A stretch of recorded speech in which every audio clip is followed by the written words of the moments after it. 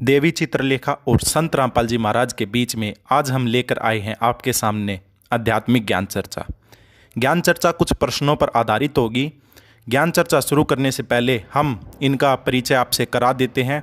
देवी चित्रलेखा श्रीमद् भागवत कथा करती हैं, जो कि मूलतः पलवल से हैं। इनका जन्म 1997 में हुआ था और ये एक ब्राह्मण परिवार से ताल्लुक़ रखती हैं।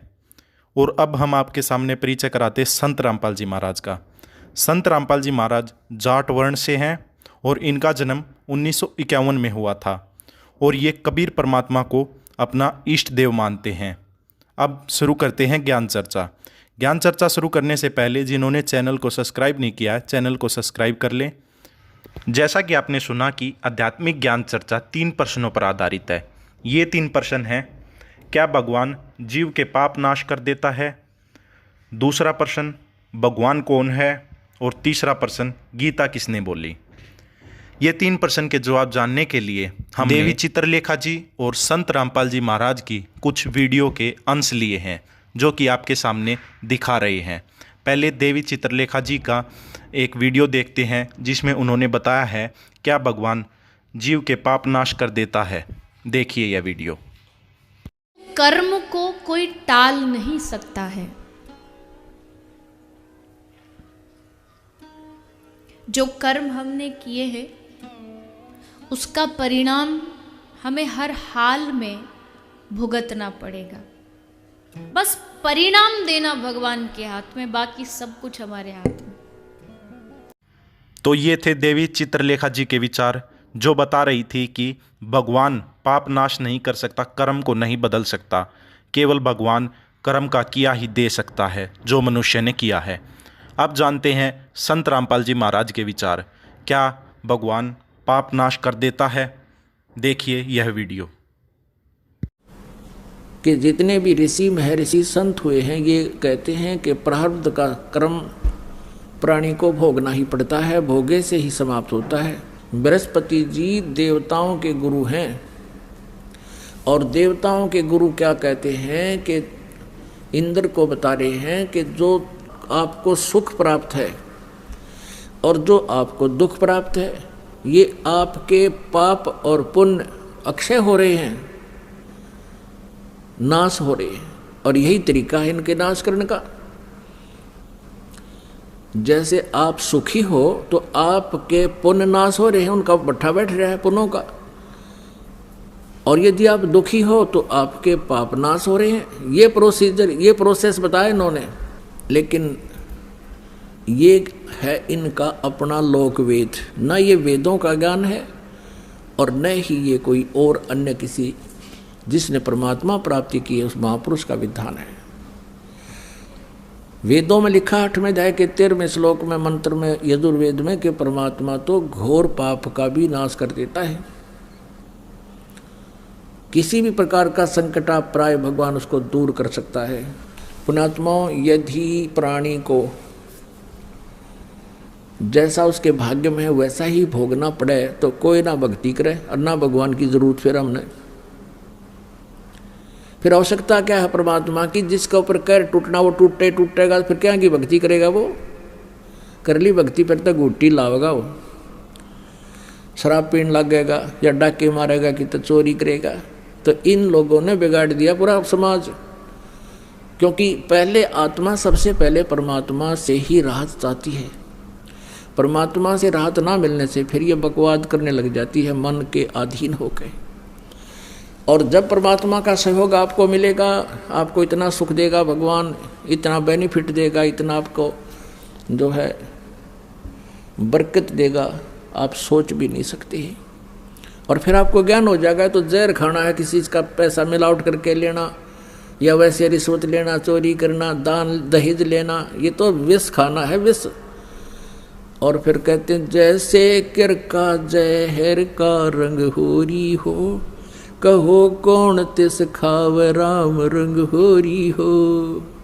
कहते हैं परमात्मा के नाम से होरी माने खुशी होगी, और जहर के किरका जहर का कण भी कौन खाओगा? न्यू पता लग गया, यूं कण पड़ा जहर का, विष का, हाथ भी ना लावा आदमी तो ये जो भी आज आप अज्ञानतावश ये रिश्वत लेते हो, चोरी करते हो, किसी और से धन लेकर नहीं देते हो, इस आध्यात्मिक ज्ञान से आपको पता चलेगा ये विष खा रहे हो, विष।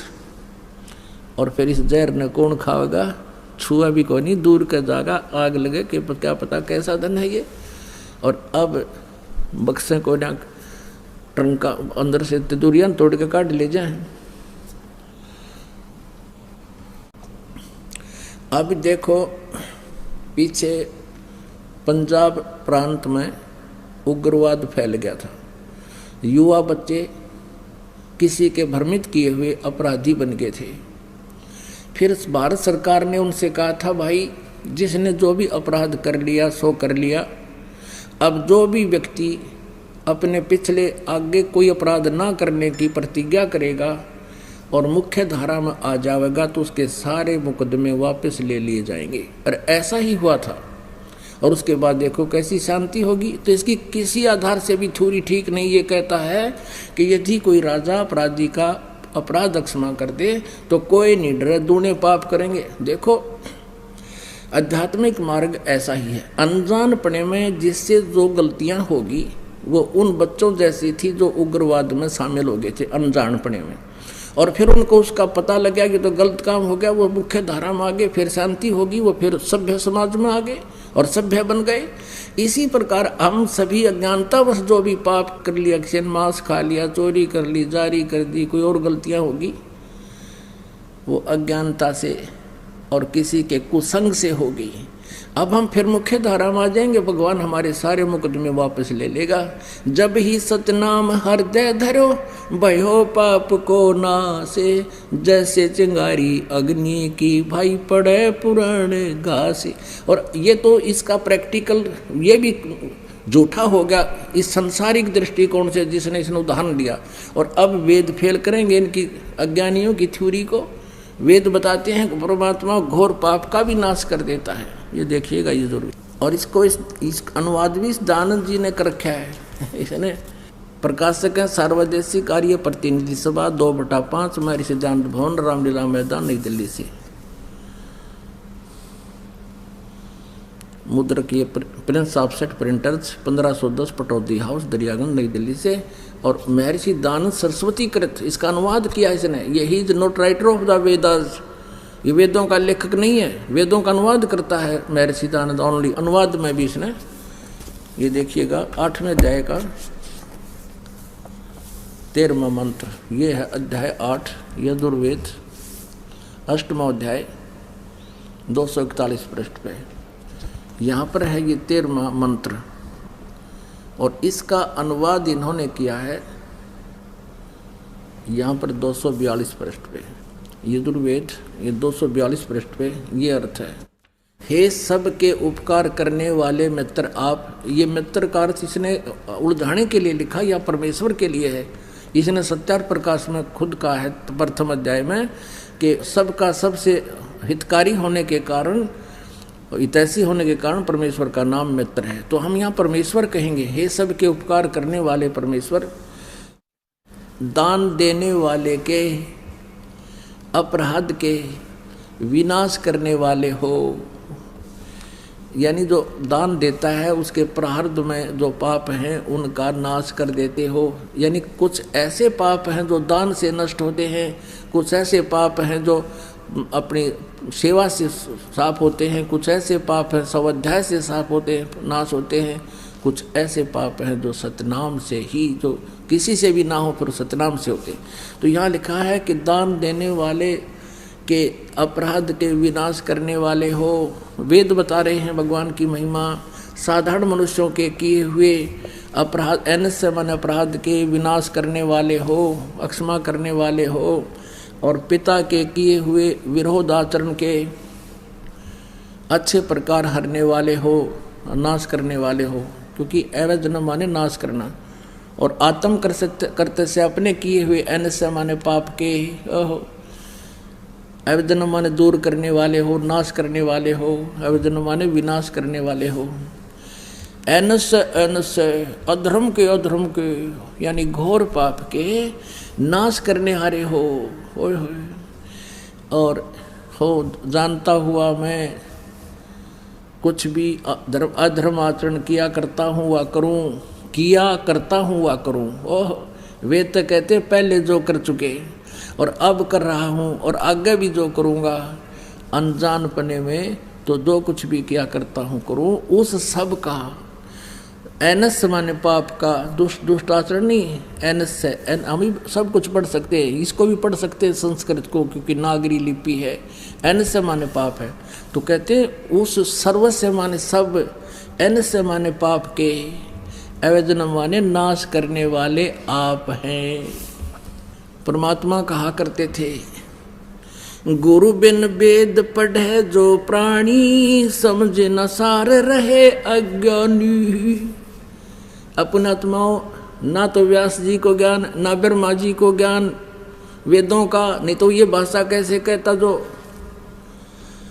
शुक्राचार्य जी कह रहे हैं कि मैंने ब्रह्मा जी से सुना था कि कोई भी पाप कर्म का नाश, प्रारब्ध का नाश नहीं कर सकता, जो दुख है वो भोगना पड़ेगा। और ना बृहस्पति जी को ज्ञान। ये थे संत रामपाल जी महाराज के विचार, जिन्होंने वेदों से प्रमाण के साथ बताया कि भगवान साधक के पाप नाश कर सकता है, साधक के कर्म बदल सकता है। अब हम अपने दूसरे प्रश्न पर आते हैं और जानते हैं देवी चित्रलेखा जी से कि भगवान कौन है। किसी ने सच कहा है, हमारे जो गुरु होते हैं वो बताते हैं, माला जप करो, इतने नाम जप करो, इतना हरे कृष्णा जाप करो।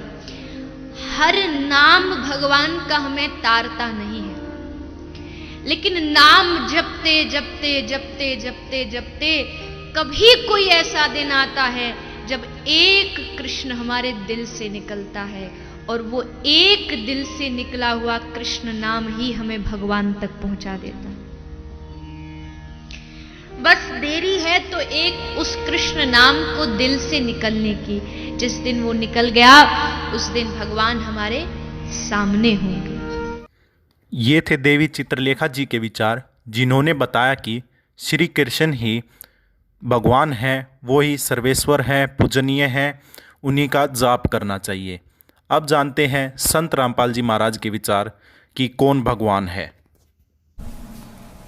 श्रीमद् भगवत गीता, गीता प्रेस गोरखपुर से प्रकाशित है।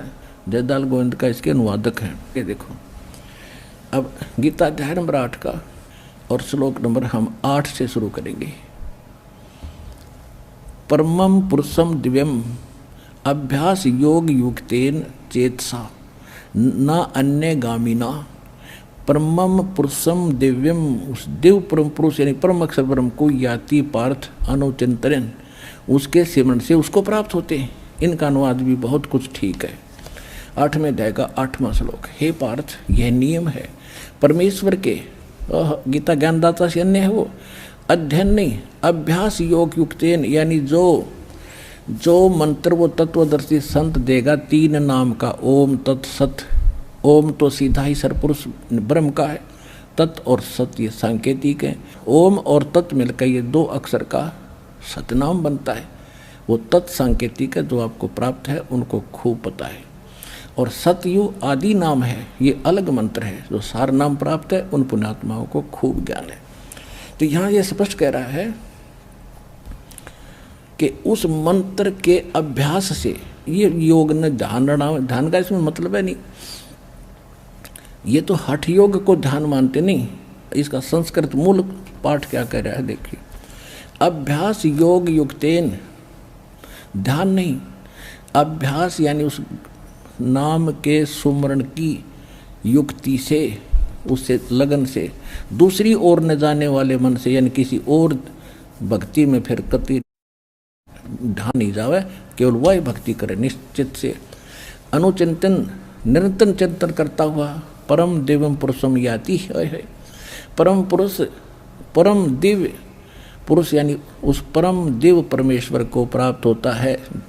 गीता ज्ञान दाता से अन्य है वो परम अक्षर ब्रह्म, और वो सच्चिदानंद घन ब्रह्म जिसका 3 मंत्र का जाप है, उसको प्राप्ति कर, उसकी शरण में जाने को गीता ज्ञान दाता कह रहा है।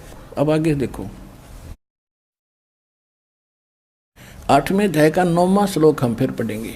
8वां तो पढ़ लिया, 9वें फिर इसमें परमात्मा का नाम भी लिखा है, लेकिन ये विषय अलग हो जाएगा, अब यहाँ करेंगे। जो कवि हम सर्वे कर दिया, कवि ये लिखना था, जो कबीर देव है अनादि, सबके नियंत्रता, सूक्ष्म से भी अति सूक्ष्म, सबके धारण पोषण करने वाले, अचिंत स्वरूप और सूर्य के सदृश चेतन। अब देखो, हे निराकार बताओ भगवान ने, और इसमें लिखा हो तो सूर्य जैसा है, सूर्य का निराकार है, तो ऐसे परमात्मा सौ प्रकाशित तो उसका शरीर सूर्य के सदृश नित्य चेतन प्रकाश, अविद्या से अति परे, सच्चिदानंद घन परमेश्वर का जो श्रवण करता है। 9वां हो लिया, 10वां पढ़ेंगे।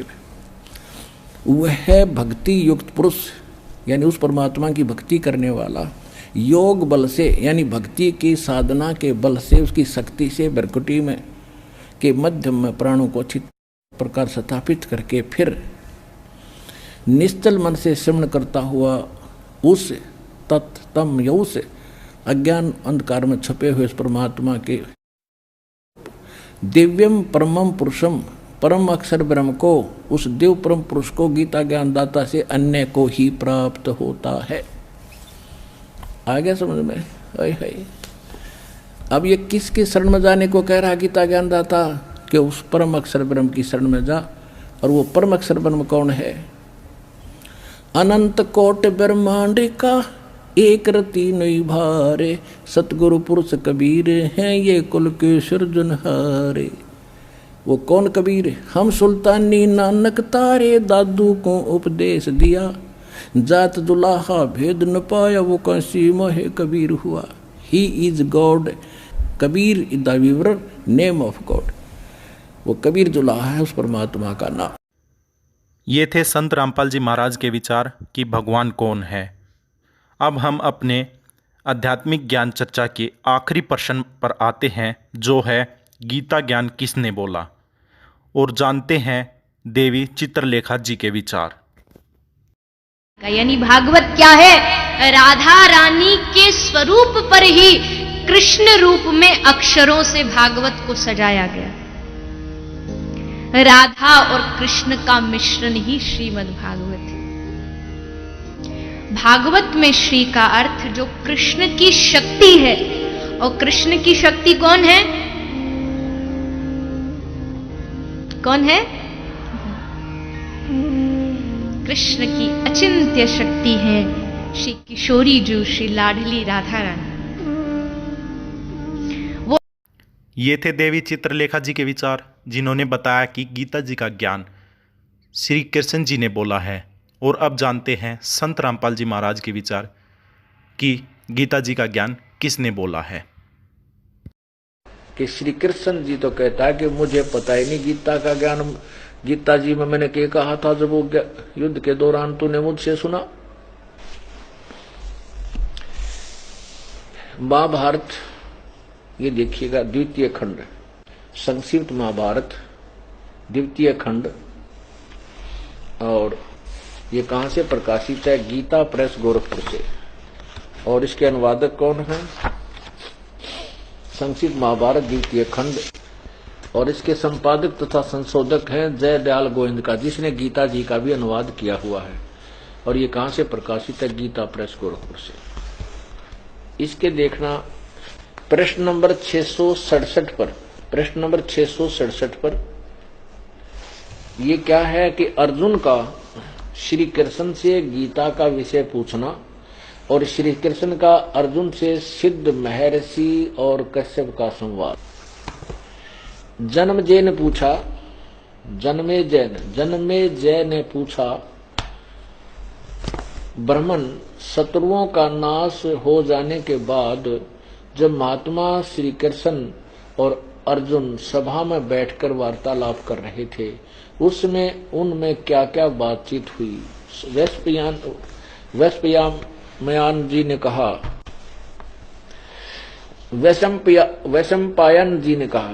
वैशंपायन जी ने कहा, राजन, श्री कृष्ण के सहित अर्जुन ने जब अपने राज्य पर पूरा अधिकार प्राप्त कर लिया तो वे दिव्य सभा भवन में आनंद के साथ रहने लगे। एक दिन सौजनों से घिरे हुए वे दोनों मित्र स्वेच्छा से घूमते घूमते सभा मंडप के ऐसे भाग में पहुंचे जो स्वर्ग के समान सुंदर था। पांडुनंदन अर्जुन श्री कृष्ण के साथ रहकर बहुत प्रसन्न थे। उन्होंने एक बार उस रमणीय सभा की ओर दृष्टि डालकर भगवान से यह वचन कहा, देवकी नंदन, जब युद्ध का अवसर उपस्थित था उस समय मुझे आपके महात्म का ज्ञान और ईश्वरीय स्वरूप का दर्शन हुआ था, किंतु केशव, आपने स्नेहवश पहले मुझे जो ज्ञान का उपदेश किया था वह सब इस समय बुद्धि के दोष से भूल गया है। इन विषयों को सुनने के लिए बारंबार मेरे मन में उत्कंठा होती है। इधर आप जल्दी ही द्वारका जाने वाले हैं, अतः पुनः वह सब विषय मुझे सुना दीजिए। वैशंपायन जी कहते हैं, अर्जुन के ऐसा कहने पर वक्ताओं में श्रेष्ठ महातेजस्वी भगवान श्री कृष्ण ने उन्हें गले से लगाकर इस प्रकार उत्तर दिया। श्री कृष्ण बोले, अर्जुन, उसमें मैंने तुम्हें अत्यंत गोपनीय विषय का श्रवण कराया था। अपने स्वरूप भूत धर्म सनातन पुरुषोत्तम तत्व का परिचय दिया था और